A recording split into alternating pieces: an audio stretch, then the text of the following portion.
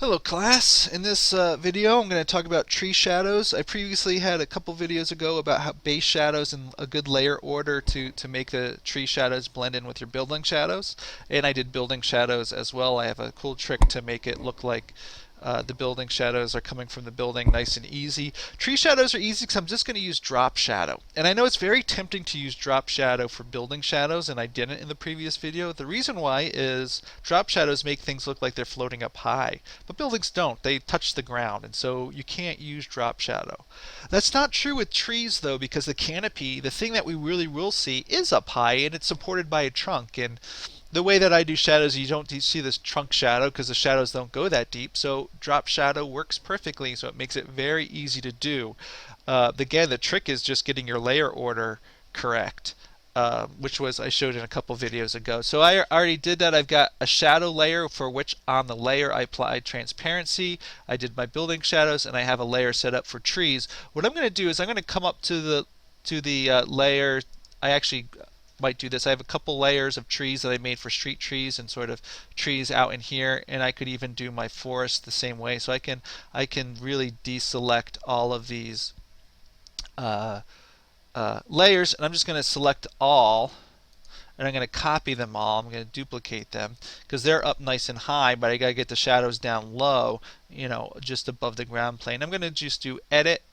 I did Control C there for copy. I think you guys can get that. But I'm going to do edit, paste in front, and it just is going to paste these things directly right under them. We don't see anything about them.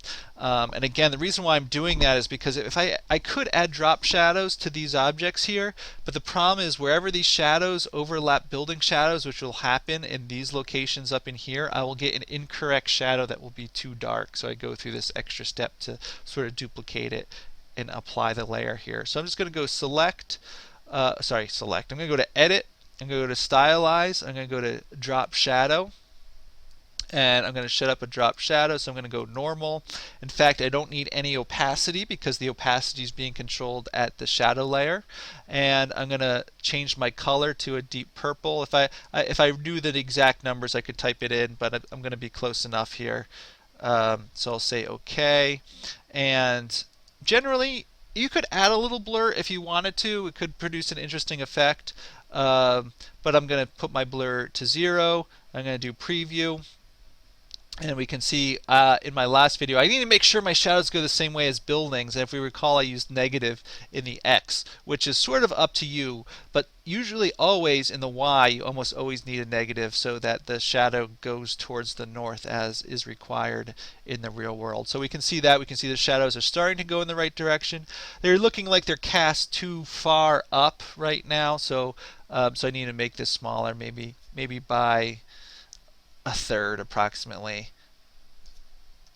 Just play these numbers. These numbers are probably going to be different based on your drawing. You could argue, I'm going to say that's okay. You could argue my shadows for the trees are a little small at this point in time, but it's good enough for now. You can tweak that as needed. So I'll just say okay, and there you go. Just using drop shadows as my shadow layer, just using a good layer order with transparency on that in a good location in your layer order to make the shadows all work the way that they need to work.